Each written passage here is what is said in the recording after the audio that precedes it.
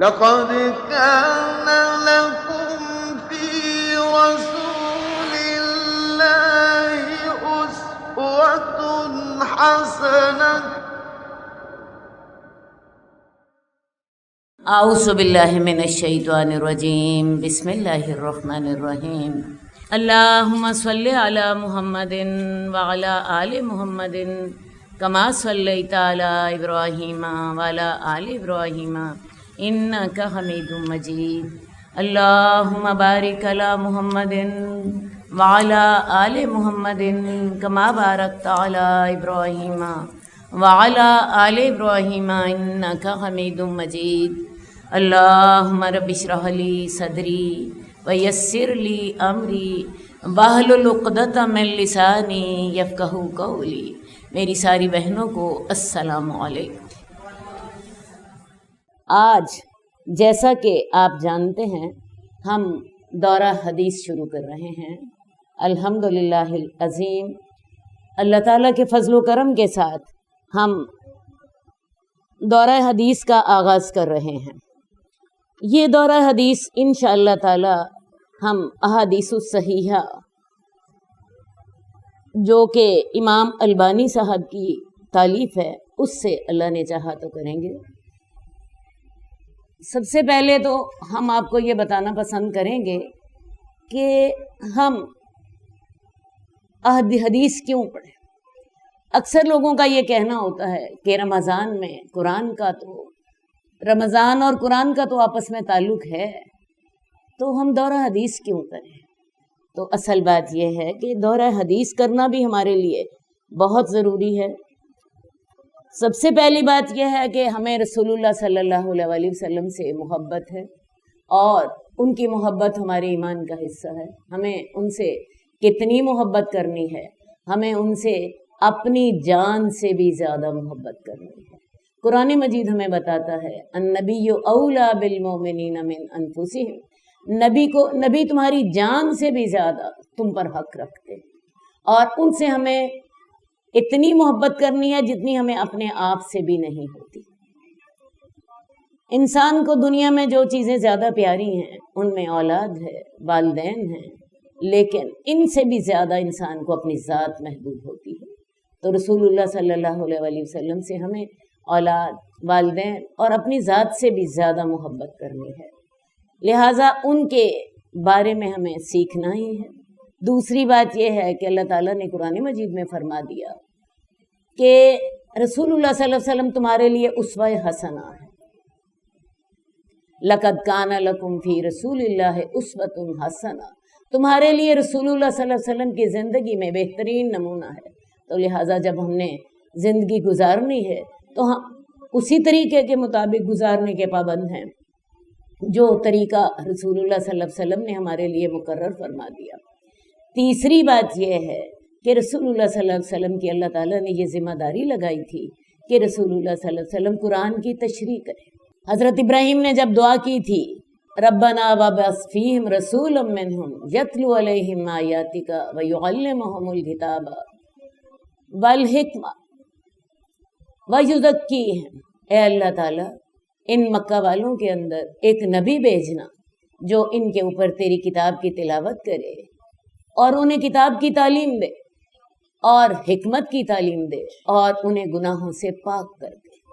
تو رسول اللہ صلی اللہ علیہ وسلم کی ذمہ داری اللہ تعالیٰ نے یہ لگائی تھی کہ وہ کتاب کی تلاوت بھی کریں اور کتاب کی تعلیم بھی دیں۔ حالانکہ عرب لوگ جو تھے ان کی مادری زبان عربی تھی، وہ قرآن کو ڈائریکٹ اسی طرح سمجھتے تھے جیسے ہم اردو زبان میں کوئی بات چیت ہو رہی ہو، جیسے ہم اسے سمجھتے ہیں۔ اس کے باوجود اللہ تعالیٰ نے رسول اللہ صلی اللہ علیہ وسلم کی یہ ذمہ داری لگائی تھی کہ تم انہیں کتاب کی تعلیم دو اور انہیں حکمت کی بھی تعلیم دو۔ ایک تو تعلیم دینا ایسا ہوتا ہے جیسے زبان سے کہہ دیا، اور ایک ہوتا ہے کر کے دکھا دینا۔ جو زبان سے کہہ دیا وہ تو تعلیم تھی، اور جو کر کے دکھا دیا، جو عملی نمونہ پیش کر دیا، اسی کا نام حکمت ہے۔ امام شافعی رحمہ اللہ فرماتے ہیں کہ قرآن مجید میں جہاں کہیں حکمہ کا لفظ آیا ہے وہاں مراد حدیث ہے۔ تو قرآن جو ہے وہ ایک تو مدینہ میں اترتا تھا اور ایک قرآن مدینے کی گلیوں میں چلتا پھرتا تھا۔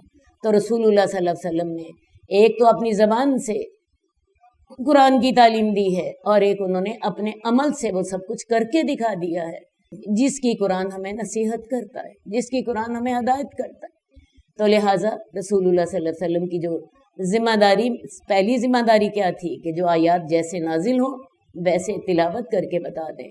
نمبر 2، ان کی ہمیں تعلیم دیں۔ اب ایک چھوٹی سی مثال آپ کے سامنے رکھوں گی۔ قرآن مجید ہمیں نمازوں کی ادائیگی کا حکم دیتا ہے، لیکن قرآن مجید کسی جگہ بھی ہمیں یہ نہیں بتاتا کہ نمازیں آیا 4 ہوں گی، 5 ہوں گی، 2 ہوں گی یا اس سے کم یا زیادہ۔ یہ رسول اللہ صلی اللہ علیہ وسلم کی ذمہ داری تھی کہ وہ امت کو بتائیں کہ نمازیں 5 ہوں گی، ان کے اوقات یہ ہوں گے، ان کی رکعتیں اتنی ہوں گی، ان میں رکوع اور سجود اس طرح کر کے ہوں گے، ان کے اندر فلاں تسبیحات پڑھی جائیں گی۔ یہ تمام تعلیمات رسول اللہ صلی اللہ علیہ وسلم کی احادیث سے ہمیں ان کا پتہ چلتا ہے۔ تو رسول اللہ صلی اللہ علیہ وسلم نے قرآن کی تعلیم بھی دی اور اس پر عمل کر کے بھی دکھا دیا۔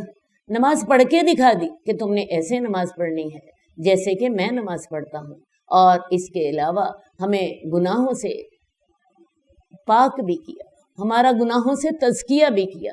تو یہ ساری ذمہ داریاں اللہ تعالیٰ نے اپنے نبی کی خود لگائی تھیں۔ تو جب تک ہم حدیث نہ پڑھیں ہم قرآن کو سمجھ ہی نہیں سکتے۔ قرآن مجید ہمیں دین کے بنیادی اصول بتا دیتا ہے، لیکن حدیث ہمیں ایک ایک قدم پر انگلی پکڑ کے لے چلتی ہے کہ جب تم نے زندگی میں اس پر عمل کرنا ہے تو تم کیسے عمل کرو گے۔ تو لہٰذا ہم حدیث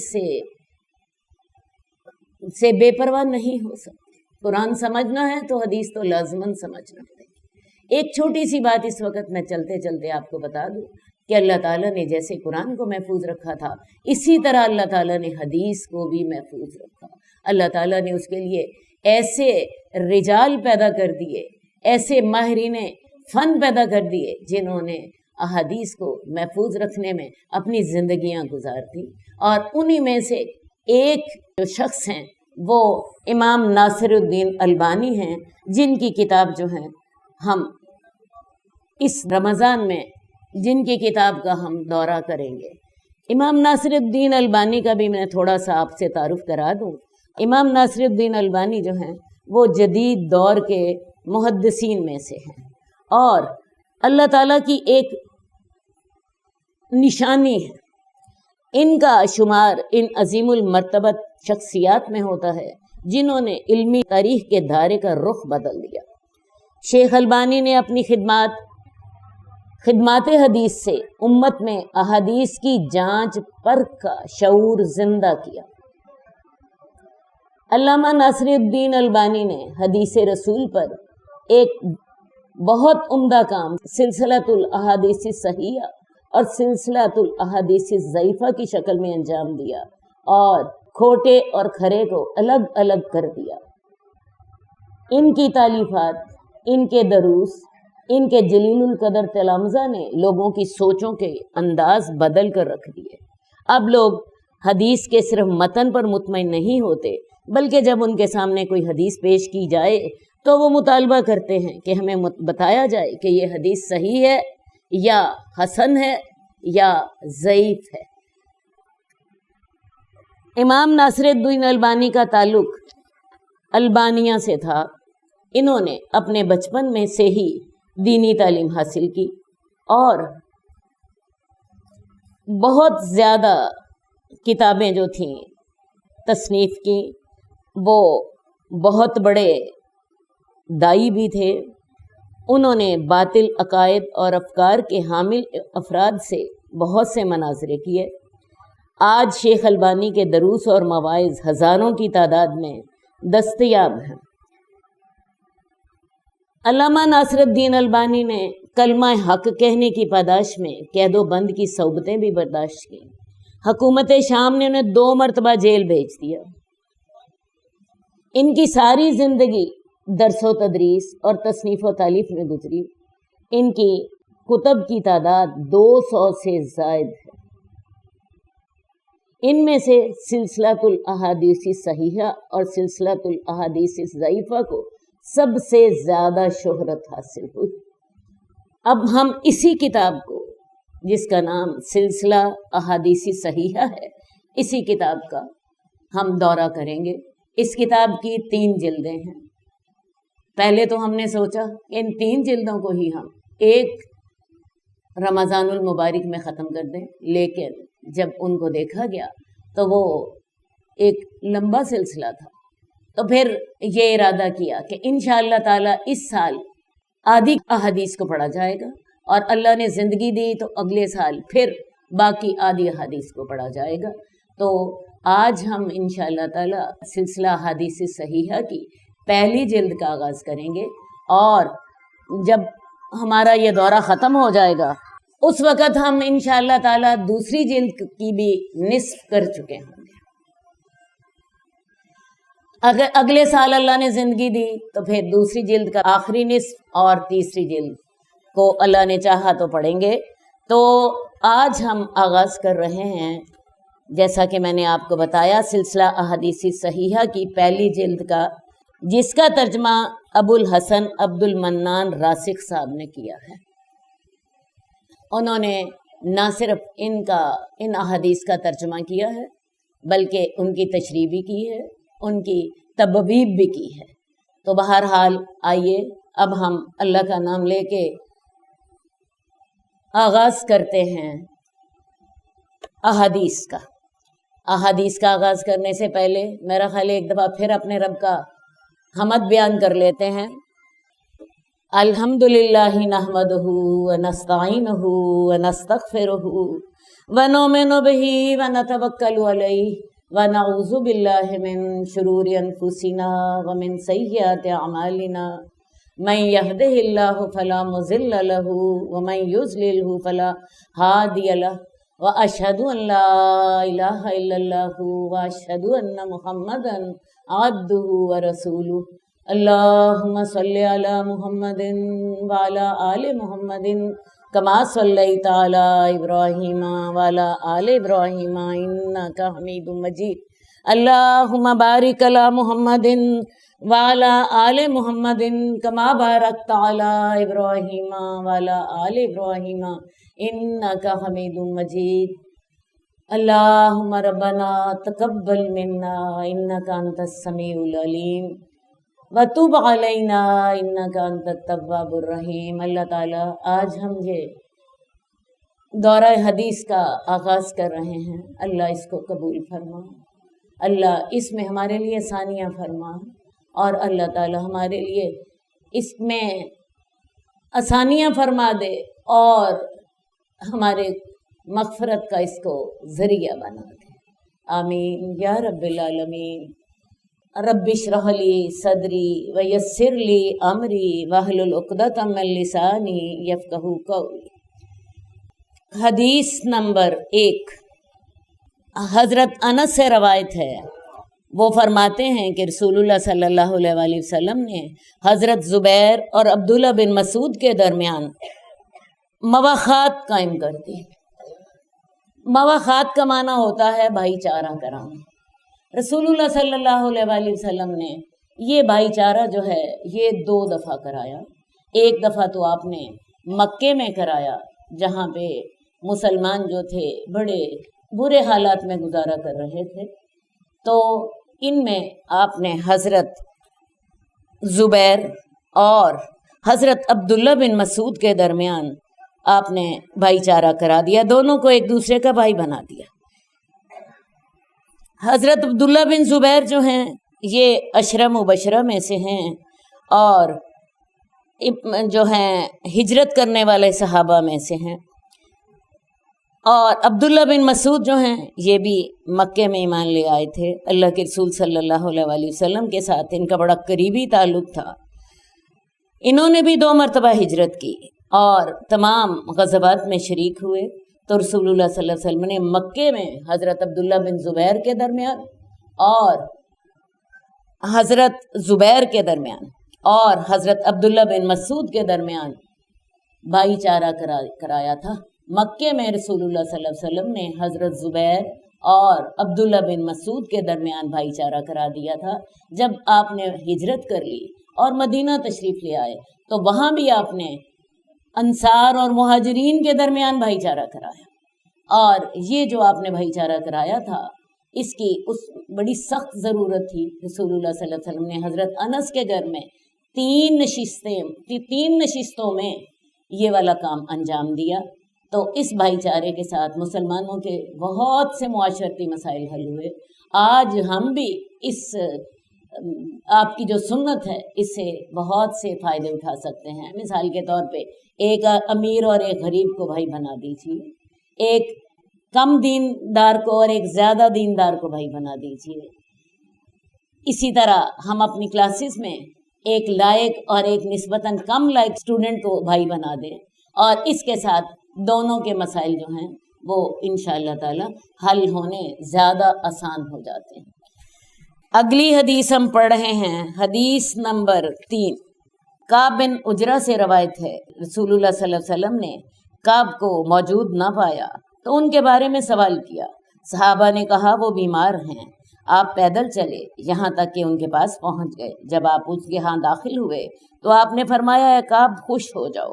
ان کی ماں نے کہا اے کعب تیرے لیے جنت مبارک ہو۔ آپ نے فرمایا کہ یہ اللہ پر قسم چڑھانے والی عورت کون ہے؟ کعب نے کہا اے اللہ کے رسول یہ میری ماں ہے۔ آپ نے فرمایا اے ام کعب تجھے کیا معلوم، شاید کعب نے کوئی بے مقصد بات کہی ہو یا ایسی چیز سے روکا ہو جو اسے غنی نہ کرتی ہو، یعنی معمولی چیز دینے سے انکار کیا ہو۔ اصل بات یہ ہے رسولullah صلی اللہ علیہ وسلم اپنے صحابہ کا بہت خیال رکھتے تھے۔ اگر کوئی نہ ملتا اس کا حال دریافت کرتے، اور اگر پتہ چلتا وہ بیمار ہیں تو ان کی عیادت کرتے۔ عیادت کرنا بذات خود بہت بڑی نیکی ہے۔ جب انسان عیادت کر رہا ہوتا ہے تو اس وقت 70,000 فرشتے اس کے لیے مغفرت کی دعا کر رہے ہوتے ہیں۔ انسان عیادت کے لیے جاتا ہے، 70,000 فرشتے اس کے لیے مغفرت کی دعا کرتے ہیں، اور جس وقت انسان عیادت کے وقت مریض کے پاس بیٹھا ہوتا ہے تو اس وقت وہ جنت کے میوے کھا رہا ہوتا ہے۔ تو لہٰذا عیادت ضرور کیجیے، اور عیادت اس اجر کے لیے کیجیے۔ ہم عام طور پر نیکیاں کر رہے ہوتے ہیں لیکن ہماری نیت جو ہے وہ فرق ہوتی ہے۔ ہماری عام طور پر نیت یہ ہوتی ہے فلاں میری عیادت کے لیے آیا تھا تو میں اس کی عیادت کے لیے جا رہی ہوں، یا فلاں میری بیٹی کے سسرال والے ہیں، اگر میں نے ان کی عیادت نہ کی میری بیٹی کو تانے ملیں گے۔ میری بہنوں اس کام کے لیے عیادت نہیں کریں، عیادت اس لیے کریں کہ اللہ تعالیٰ نے اس کا بہت سا اجر رکھا ہے۔ اللہ تعالیٰ ہی کسی کے جنتی ہونے کا فیصلہ کر سکتے ہیں، انسان نہیں۔ اب حضرت کعب کی والدہ نے اس کو کہا کہ تیرے لیے جنت مبارک ہو، تو اللہ کے رسول نے اس پر اظہار ناراضگی کیا، اور آپ نے فرمایا کہ یہ کون ہے جو اس طرح کے فیصلے کر رہی ہیں؟ اور ساتھیوں نے فرمایا کہ اے کعب کی والدہ، شاید کہ کعب نے کوئی ایسی بے مقصد بات کی ہو یا کسی چھوٹی سی چیز سے روکا ہو، اور یہ دونوں باتیں کون سی دونوں باتیں؟ لغو بات کرنا اور کسی ایسی چیز سے روکنا جو چھوٹی سی ہو تو اس سے روکا ہو، اور یہ چیز اس کے جنت میں جانے سے میں رکاوٹ بن گئی ہو۔ تو کہنے کو تو یہ باتیں بڑی چھوٹی سی ہیں، لیکن رسولullah صلی اللہ علیہ وسلم نے انہی کو ہائی لائٹ کیا کہ لغو باتیں اور معمولی چیزوں سے روکنا بھی بعض اوقات جنت میں جانے کے لیے رکاوٹ بن سکتا ہے۔ قرآن مجید میں بھی اللہ تعالیٰ نے فرمایا وَيَمْنَعُونَ الْمَاعُونَ، وہ چھوٹی چھوٹی برتنے والی چیزوں سے روکتے ہیں۔ تو مومن کا دل کھلا ہونا چاہیے، اپنا دل تنگ نہ کریں۔ چھوٹی چھوٹی ضرورت کی چیزیں اپنے دوسرے بھائیوں کے لیے، اپنے دوسرے قریب سے ملنے جلنے والے کے لیے اپنا دل کھلا رکھیں، اپنی چیزیں انہیں دیں۔ ایک مومن تنگ دل نہیں ہوتا، اور یہ بھی یاد رکھیں کہ یہ چیز ہمیں ہماری جنت میں جانے سے رکاوٹ بن سکتی ہے۔ حدیث نمبر 4، حضرت عائشہ روایت کرتی ہیں کہ رسولullah صلی اللہ علیہ وسلم نے فرمایا اللہ کے نزدیک لوگوں میں سے سب سے زیادہ ناپسندیدہ لوگ کون ہیں؟ جو سخت جگڑالو ہوتے ہیں، جو سخت جگڑالو ہوتے ہیں۔ اب جگڑالو آدمی سے اللہ تعالیٰ بہت زیادہ نفرت فرماتے ہیں۔ وجہ کیا ہے؟ جھگڑے میں اتنے ڈھیر گناہ اکٹھے ہو جاتے ہیں جس کی وجہ سے انسان اللہ کا محبوب نہیں بن سکتا۔ جھگڑالو آدمی جو ہوتا ہے بعض اوقات بات کو سمجھتے ہوئے بھی اس پہ ہٹ درمی کرتا ہے اور اپنی ضد کی وجہ سے بات ماننے کے لیے تیار نہیں ہوتا، تو اسی وجہ سے جھگڑا بڑھتا چلا جاتا ہے۔ اب اس جھگڑے میں بعض اوقات ہاتھ اور زبان کا ناجائز استعمال بھی ہوتا ہے۔ بغض اور حسد اور تہمت اور گالی گلوچ وغیرہ بھی جھگڑے کا حصہ ہوتے ہیں۔ آدمی لڑائی جھگڑا کرتے ہوئے ایمان اور اسلام کی بنیادی قدریں کھو دیتا ہے اور گناہ تک پہنچ جاتا ہے۔ جس دل میں ایمان کی ایک رتی بھی ہو وہ ضدی، ہٹ درم اور جھگڑالو نہیں ہوتا۔ دوسری بات یہ ہے کہ جس شخص کو اللہ ناپسند کریں تو اس پر اللہ تعالیٰ اپنا عذاب بھی نازل فرما دیتے ہیں۔ لہٰذا دیکھیں میرا مزاج کیسا ہے، میں کہیں جھگڑالو تو نہیں ہوں، کیونکہ جھگڑالو شخص کو اللہ تعالیٰ سب سے زیادہ ناپسند فرماتے ہیں، کیونکہ اس میں بہت سے گناہ اکٹھے ہو جاتے ہیں۔ اس کے علاوہ چغل خور آدمی جو ہے وہ شخص بھی جو ہے یہ بھی اللہ کو سخت ناپسند ہے۔ حدیث میں آتا ہے چغل خور آدمی جنت میں نہ داخل ہوگا۔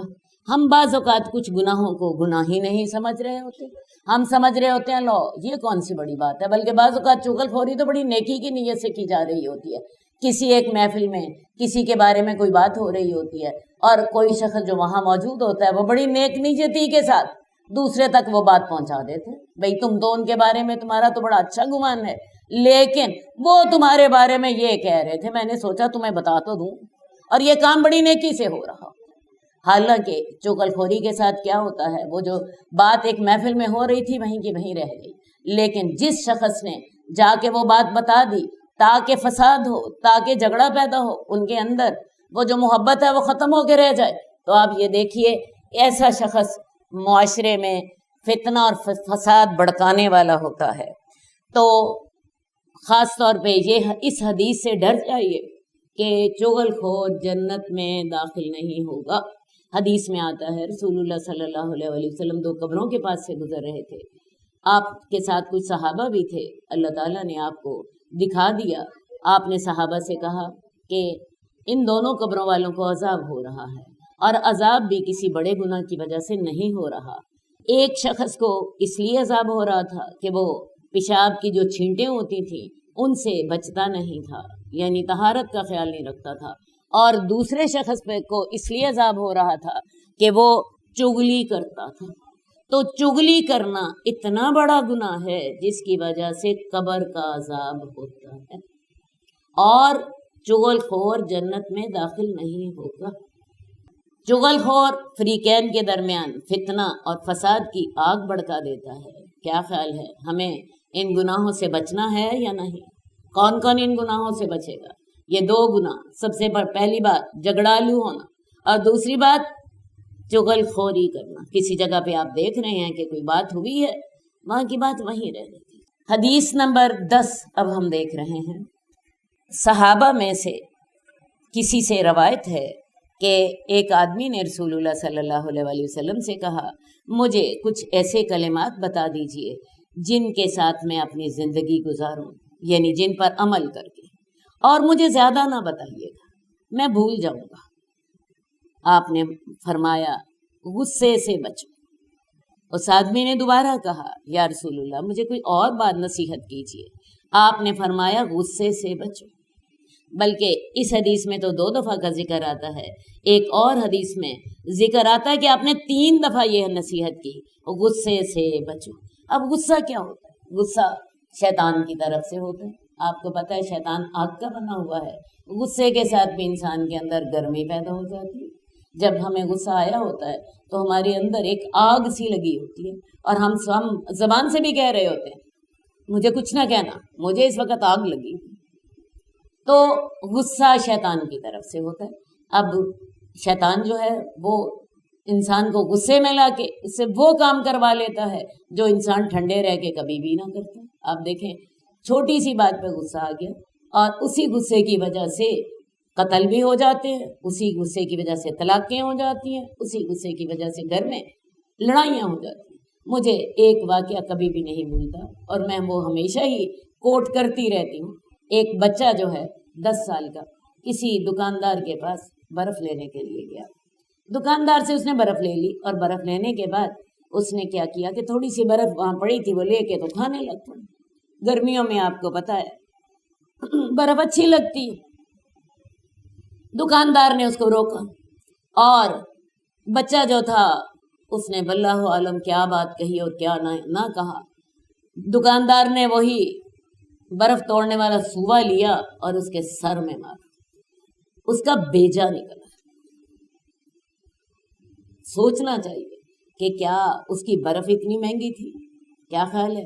کوئی 10 روپے کی برف کے پیچھے 10 روپے کی بھی نہیں ہوگی، میرا خیال ہے کتنی برف کسی بچے کے ہاتھ میں آ سکتی ہے؟ کوئی 2-3 روپے کی ہوگی۔ کیا وہ برف اتنی مہنگی تھی جس کے خاطر اس نے ایک بچے کا بیجا نکال دیا؟ اصل بات ہے اسے اپنے آپ پہ کنٹرول نہیں تھا، اسے اپنے نفس پہ کنٹرول نہیں تھا، اسے اپنے غصے پہ کنٹرول نہیں تھا، اس نے اپنے غصے کی وجہ سے یہ قتل کر دیا۔ تو اپنے آپ کو، اپنے نفس کو کنٹرول کرنا سیکھیں۔ یہ غصہ جو ہوتا ہے ہماری دنیا بھی برباد کرتا ہے اور ہماری آخرت بھی برباد کرتا ہے۔ تو اللہ کے رسول صلی اللہ علیہ وآلہ وسلم نے اس صحابی کے مطالبہ کرنے پر ایک ہی نصیحت کی، غصے سے بچو، غصے سے بچو، غصے سے بچو۔ ایک اور حدیث میں رسول اللہ صلی اللہ علیہ وسلم فرماتے ہیں غصہ نہ کر اور تیرے لیے جنت ہے۔ یہ بخاری کی حدیث ہے، لا تغضب ولک الجنہ، غصہ نہ کر اور تیرے لیے جنت ہے۔ اگر اتنا کام کر کے جنت مل جائے تو یہ سودا جو ہے میرا تو خیال ہے بڑا اچھا سودا ہے۔ تو اس بات کا اہتمام کریں کہ آپ اپنے آپ کو غصے میں کنٹرول کریں۔ اب غصے کو کنٹرول کرنے کا طریقہ کیا ہے؟ جیسا کہ میں نے آپ سے پہلے کہا ہے کہ غصہ شیطان کی طرف سے ہوتا ہے۔ جب غصہ شیطان کی طرف سے ہے تو سب سے پہلے ایسا کیجئے کہ اعوذ باللہ من الشیطان الرجیم پڑھیے، اور اگر کھڑے ہیں تو بیٹھ جائیے، بیٹھے ہیں تو لیٹ جائیے۔ آپ کو پتہ ہے غصہ جب کسی کو آیا ہو تو لوگ پانی پلاتے ہیں، کیونکہ آگ کو پانی سے ہی بجھایا جا سکتا ہے۔ اس کے علاوہ میں آپ کو بتاؤں سب سے بڑا طریقہ غصے سے بچنے کا یہ ہے کہ اس جگہ پر جہاں پہ شیطانی اثرات ہیں اس جگہ سے ہٹ جائیے۔ لیکن مصیبت یہ ہے کہ اس وقت انسان اتنا پاگل ہوا ہوتا ہے کہ کسی کی بات اگر وہ دور سے بھی سنتا ہے تو دور سے پلٹ کر آتا ہے اور اس کو ایک کی بجائے 2 جواب دینا، وہ ضرور 2 جواب وہ دینا پسند کرتا ہے تاکہ اپنا غصہ نکال سکے۔ تو میں آپ کو بتاؤں غصے کا ایک ہی علاج سب سے زیادہ بہتر ہے، اس جگہ کو چھوڑ دیجئے۔ اس جگہ پہ شیطانی اثرات ہیں اور اس جگہ کو چھوڑ دینا ہی آپ کے لیے سب سے زیادہ بہتر ہوگا۔ اور خاص طور پہ یہ جو غصہ نہ کرنے کا اجر اللہ تعالیٰ نے بتایا ہے، اللہ کے نبی نے بتایا ہے، وہ کیا ہے؟ دوبارہ حدیث کو اپنے سامنے رکھ لیجئے۔ بخاری کی حدیث ہے، لا تغضب ولک الجنہ، غصہ نہ کر اور تیرے لیے جنت ہے۔ حدیث نمبر 11 ربیہ اسلمی سے روایت ہے، انہوں نے کہا میں رسول اللہ صلی اللہ علیہ وسلم کی خدمت کرتا تھا، آپ نے مجھے زمین دی اور ابو بکر کو بھی زمین دی، ہم پر دنیا غالب آ گئی۔ سب سے پہلی بات کہ ربیہ اسلمی رسول اللہ صلی اللہ علیہ وآلہ وسلم کے خادم تھے اور اللہ کے رسول نے ان کو ایک پلاٹ دیا تھا، اور پلاٹ بھی کیسا دیا تھا؟ اتنا قیمتی جتنا قیمتی حضرت ابو بکر کو دیا تھا۔ ایسا نہیں کیا تھا کہ حضرت ابو بکر کو تو بڑی مہنگی جگہ پہ زمین دے دی ہو اور حضرت ربیہ اسلمی کو کم قیمت دے دیا ہو، نہیں، ان دونوں کی زمین اکٹھی تھی۔ حضرت ابو بکر آپ کے سب سے زیادہ محبوب دوست ہیں، آپ کے یار غار ہیں، اور ربیہ اسلمی آپ کے خادم ہیں، تو ان دونوں کو آپ نے جو پلاٹ دیا ہے اکٹھا ہے۔ تو ہم پر دنیا غالب آ گئی تو ہم ایک کھجور کے باغ کے درخت کے بارے میں ہمارا جھگڑا ہو گیا، ابو بکر نے کہا یہ میری زمین کی حد میں ہے، اور میں نے کہا کہ یہ میری زمین کی حد میں ہے لہٰذا میرا ہے۔ حضرت ابو بکر کا دعویٰ تھا کہ یہ درخت ان کا ہے۔ میرے اور حضرت ابو بکر کے درمیان سخت کلامی ہو گئی، تو حضرت ابو بکر نے ایک ایسا کلمہ کہا جس کو میں نے ناپسند کیا۔ وہ خود بھی شرمندہ ہوئے اور انہوں نے مجھے کہا اے ربیہ مجھے بھی یہی کلمہ کہہ دو تاکہ بدلہ ہو جائے۔ اب یہاں ذرا ٹھہر جاتے ہیں، جھگڑا ہو رہا ہے حضرت ابو بکر میں اور ربیہ اسلمی کے اندر ایک کھجور کے درخت کے سلسلے میں۔ دونوں کا خیال ہے کہ یہ ہماری ملکیت ہے، ٹھیک ہے۔ اب سخت کلامی ہو گئی، حضرت ابو بکر کی زبان سے کوئی ایسا کلمہ نکل گیا جو کہ حضرت ابو بکر کو بھی محسوس ہوا کہ میں نے یہ بات صحیح نہیں کہی، مجھے یہ کلمہ نہیں کہنا چاہیے تھا۔ اب وہ کلمہ کیا تھا حدیث میں اس کا ذکر نہیں ہے، لیکن حضرت ابو بکر کو خود احساس ہوا کہ مجھے یہ کلمہ نہیں کہنا چاہیے تھا۔ اسی وقت اللہ کا ڈر غالب آ گیا اور جھگڑے کو چھوڑا ایک طرف، اور ربیہ اسلمی سے کہتے ہیں کہ ایسا کرو یہی کلمہ تم مجھے کہہ دو تاکہ قصاص ہو جائے، تاکہ کل کو قیامت کو میری پکڑ نہ ہو۔ یہ جھگڑے کے اندر ہو رہا ہے۔ کیا خیال ہے ہمیں کبھی جھگڑے کے اندر ایسا احساس ہوا؟ سوال ہی کرتے ہیں۔ حضرت ابو بکر پھر حضرت ابو بکر تھے نا، اسی وقت کہنے لگے ربیہ مجھے یہی بات تم بھی مجھے کہہ دو تاکہ قصاص ہو جائے اور قیامت کو میری پکڑ نہ ہو۔ اب حضرت ربیہ اسلمی کہنے لگے میں ایسا نہیں کروں گا۔ وہ بھی تو رسول اللہ صلی اللہ علیہ وسلم کے خادم تھے، انہی کے تربیت یافتہ تھے۔ وہ کہنے لگے میں ایسا نہیں کروں گا۔ حضرت ابو بکر نے کہا تم ایسا ضرور کہو گے ورنہ میں اللہ کے رسول سے تمہاری شکایت کروں گا۔ میں نے کہا میں یہ جملہ کبھی بھی نہیں کہوں گا۔ جو بات حضرت ربیہ کے دل میں یہ بات تھی کہ جو بات آپ کو بری لگ رہی ہے وہ بات مجھے بھی بری لگ رہی ہے، تو میں وہ بات اپنی زبان سے نہیں نکالوں گا۔ حضرت ابو بکر کہتے ہیں تم یہ بات جملہ مجھے کہو ورنہ میں تمہاری اللہ کے رسول کے پاس جا کے شکایت کرتا ہوں، ٹھیک ہے جی۔ اب حضرت ربیہ نے جب انکار کر دیا تو وہ حضرت ابو بکر اللہ کے رسول کے پاس چلے گئے۔ انہوں نے وہ جھگڑا وہیں پہ چھوڑا اور اللہ کے رسول صلی اللہ علیہ وسلم کے پاس چلے گئے۔ میں بھی آپ کے پیچھے چل نکلا۔ میرے قبیلے کے کچھ لوگ آئے اور انہوں نے کہا اللہ ابو بکر پر رحم کرے، وہ تیرے خلاف اللہ کے رسول سے کیا فریاد کریں گے؟ حالانکہ غلطی تو انہی کی تھی، انہوں نے جو کہنا تھا وہ کہہ لیا، اور اب وہ کس چیز کی فریاد کریں گے رسول اللہ صلی اللہ علیہ وسلم سے؟ ربیہ اسلمی کہتے ہیں میں نے انہیں کہا تم جانتے ہو ابو بکر کون ہیں؟ یہ ابو بکر صدیق ہیں، اور وہ غار میں آپ کے ساتھ تھے، وہ ثانی اثنین ہیں، وہ مسلمانوں کے بزرگ ہیں۔ تم اس بات سے ڈرو کہ ایسا نہ ہو کہ حضرت ابو بکر دیکھ لیں کہ تم مجھے ان کے خلاف ورغلا رہے ہو، اور اگر انہوں نے دیکھ لیا تو ابو بکر رضی اللہ تعالیٰ عنہ ناراض ہو جائیں گے، اور اگر وہ ناراض ہو گئے تو ان کی ناراضگی کی وجہ سے رسول اللہ صلی اللہ علیہ وسلم ناراض ہو جائیں گے، اور رسول اللہ صلی اللہ علیہ وسلم اگر ناراض ہو گئے تو ان کی وجہ سے اللہ ناراض ہو جائیں گے، اور اگر اللہ ناراض ہو جائے تو ربیہ اسلمی تو مارا گیا۔ اس لیے تم واپس جاؤ، مجھے ان کے خلاف نہ بڑکاؤ، میں اپنا معاملہ اکیلا حل کروں گا۔ اب انہی باتوں میں کچھ وقت لگ گیا، ان لوگوں کو وہ واپس بھیج کے تو رسول اللہ صلی اللہ علیہ وسلم کی خدمت میں حضرت ربیہ اسلمی بھی پہنچ گئے۔ اب اتنی دیر میں حضرت ابو بکر اپنی بات سنا چکے تھے۔ رسول اللہ صلی اللہ علیہ وسلم نے جب ربیہ اسلمی کو دیکھا تو اپنا سر میری طرف اٹھایا اور فرمایا اے ربیہ تیرے اور صدیق کے درمیان کیا معاملہ ہوا؟ میں نے کہا اے اللہ کے رسول معاملہ اس طرح تھا، اس طرح ہوا تھا۔ تو ابو بکر نے مجھے کوئی ایسا کلمہ کہا جس کو میں نے ناپسند کیا، اور انہوں نے مجھے کہا کہ تم بھی مجھے اسی طرح کا کلمہ کہو تاکہ قصاص ہو جائے۔ حضرت ابو بکر نے بات پہلے بتا دی ہوئی تھی، انہوں نے جا کے تھوڑی سی بات اور واضح کر دی۔ اب رسول اللہ صلی اللہ علیہ وسلم حضرت ربیہ اسلمی سے کہتے ہیں کہ تم یہ تو کہہ سکتے تھے، تم ٹھیک ہے تم اسے وہ کلمہ نہ کہو جو ابو بکر نے تمہیں کہا تھا، لیکن تم یہ تو کہہ سکتے تھے غفر اللہ لک یا ابو بکر، ابو بکر اللہ تمہیں معاف کر دے، تم یہ تو کہہ سکتے تھے۔ اب کیا ہوا؟ حضرت ربیہ اسلمی نے حضرت ابو بکر کو کہا اللہ آپ کو معاف کرے، اور جھگڑا ختم ہو گیا۔ لیکن ربیعہ اسلمی کہتے ہیں کہ حضرت ابوبکر جو ہیں وہ واپس پلٹے، اللہ ان پہ رحم کرے، اور وہ روتے ہوئے جا رہے تھے۔ میں نے جب یہ حدیث پڑھی تو مجھے ایک بات کا خیال نہیں آیا، مجھے بہت سی باتوں کا خیال آیا۔ سب سے پہلی بات، ہمیں کبھی احساس ہوا ہے ہم نے اگلے کو اپنے غصے میں کیا کہہ دیا؟ کس کس کو احساس ہوا؟ کبھی بتائیں، ہاتھ کھڑا کریں۔ کس کس کو احساس ہوا کہ میں نے غصے میں کیا کہہ دیا؟ ہمیں اس وقت احساس نہیں ہوتا، اس وقت احساس نہیں ہوتا، اس وقت صرف ایک احساس ہوتا ہے، اس کو میں اچھی طرح ذرا سنا دوں، میں اپنا غصہ نکال دوں بس، ٹھیک ہے۔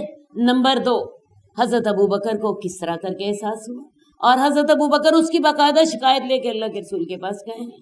فکر کیا ہے؟ ایسا نہ ہو قیامت والے دن میری اللہ کے ہاں جواب طلبی ہو جائے۔ اور پھر جب تک ان کو حضرت ربیعہ اسلمی نے معاف نہیں کر دیا، یہ نہیں کہہ دیا غفر اللہ لکا یا ابا بکر، تب تک حضرت ابوبکر کو چین نہیں آیا۔ اور اس کے بعد بھی جب واپس گئے ہیں تو روتے ہوئے واپس گئے ہیں۔ یہ رونا کس بات کا تھا؟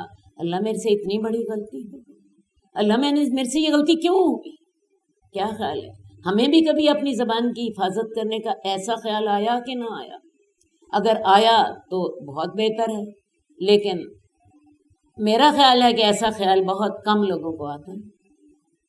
آئندہ سے ان باتوں کا دھیان رکھیے، اپنی زبان کی اس طرح حفاظت کیجیے جیسا کہ حضرت ابو بکر حفاظت کرتے تھے، جیسا کہ آپ کے صحابہ حفاظت کرتے تھے۔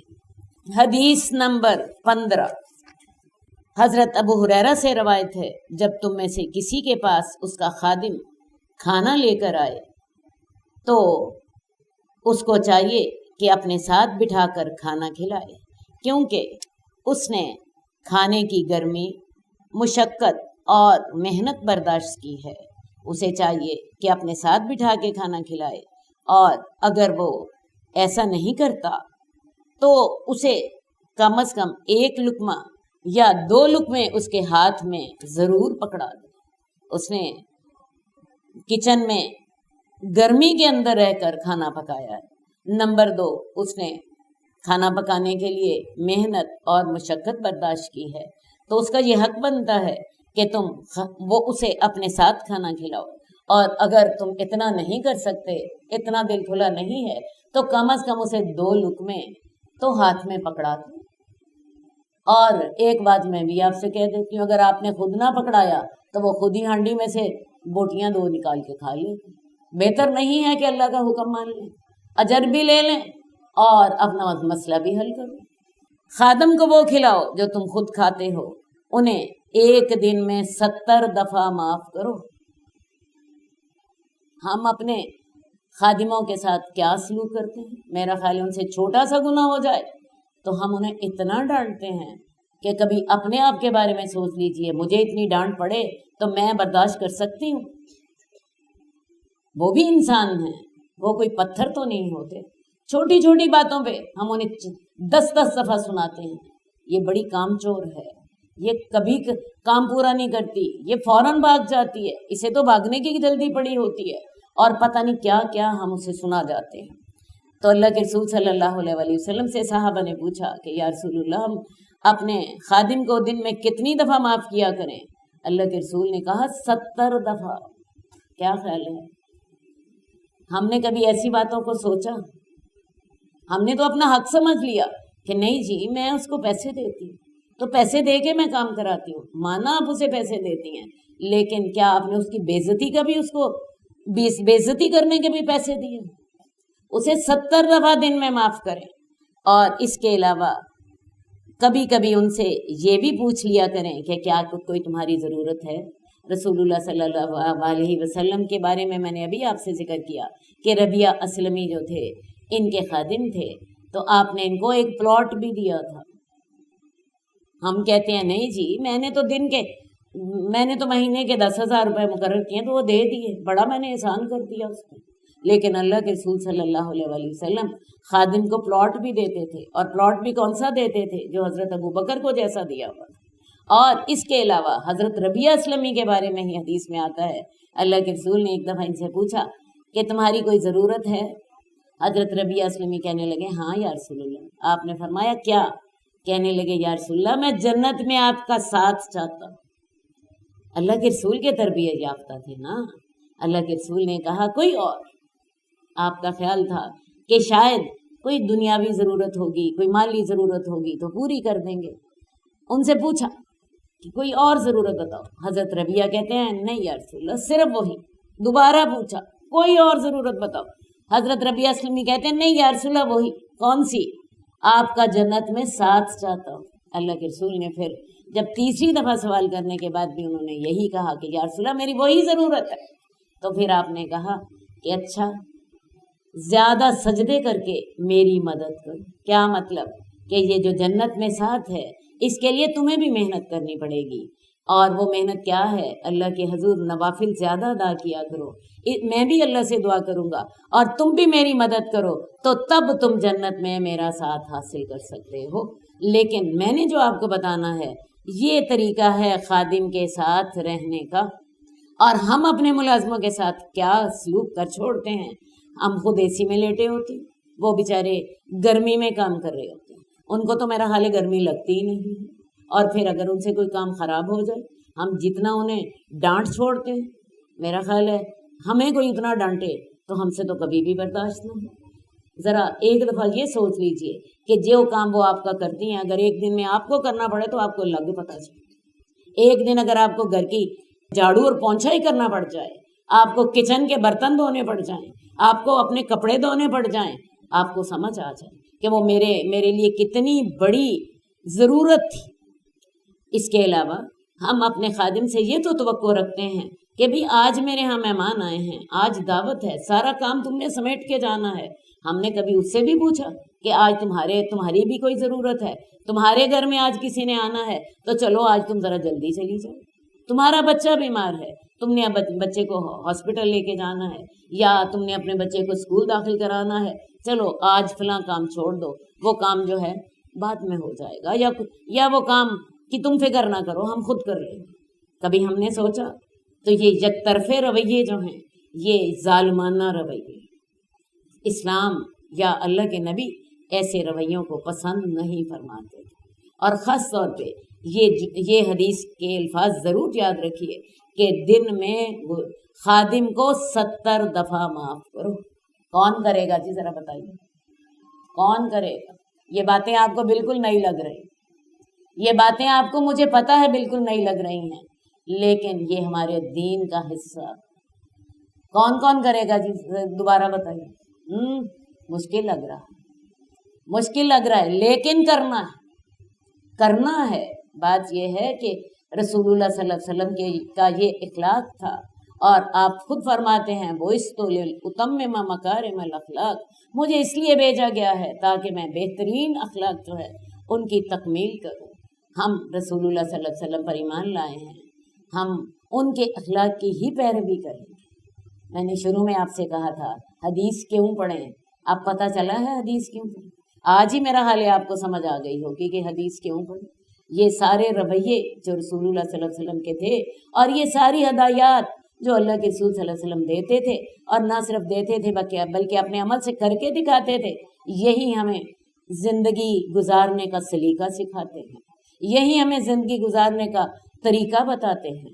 تو ان طریقوں کو اختیار کیجیے، ان ہدایات کو اپنے دل پہ لکھ لیجیے۔ آپ دیکھیں، آپ اپنے خادم کے ساتھ ہمدردی کریں، آپ کا خادم آپ کے ساتھ ہمدردی کرے، آپ کا خادم آپ کے ساتھ ہمدردی کرے گا۔ اللہم صلی علی محمد وعلی آل محمد کما صلیت علی ابراہیم وعلی آل ابراہیم انک حمید مجید۔